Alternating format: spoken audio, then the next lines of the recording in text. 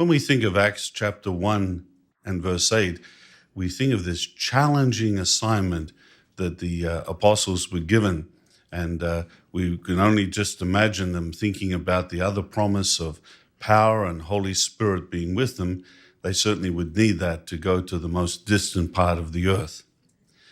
When we think back to the first century, we think of ones such as the Apostle Paul, Barnabas, Timothy, and many others who literally tried to go as far as they could to reach various territories.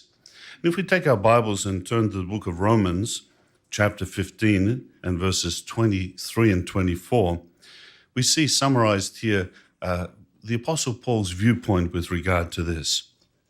Romans 15:23, "But now I no longer have untouched territory in these regions, and for many years I have longed to come to you." And that's the brothers in Rome.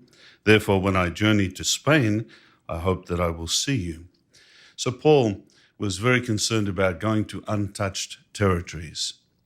Well, in recent times, we can say the same is true of Jehovah's people, whether it be the Gilead missionaries who have been sent out, or other missionaries even prior to the time of Gilead being established, or we think of the brothers who have moved to other countries to serve where the need is greater, or perhaps those that have gone out to unassigned territories or helped in areas where very few people get the opportunity to hear the message.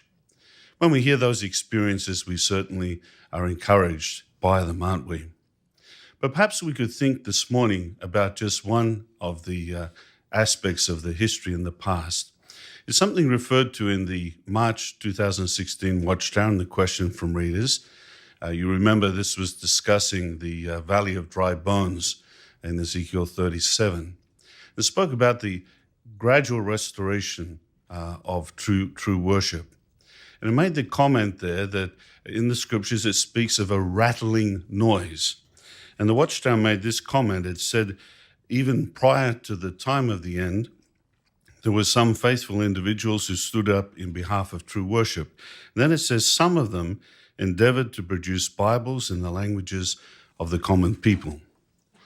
So let's just think for a few moments about some of those, perhaps less than 100 years before the time that Brother Russell started the Watchtower, how many of these were motivated to go to distant parts of the earth to translate the Bible and help others there.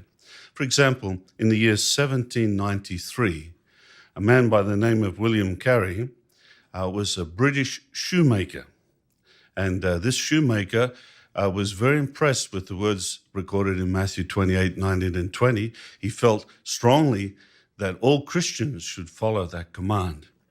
So his goal was to go to India. And he arrived in India, faced all sorts of problems. Eventually his wife died, his son died as well.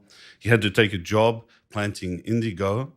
But this man, within 21 years, with the help of some others, was able to translate the Bible, or parts of it, in 36 languages. Then in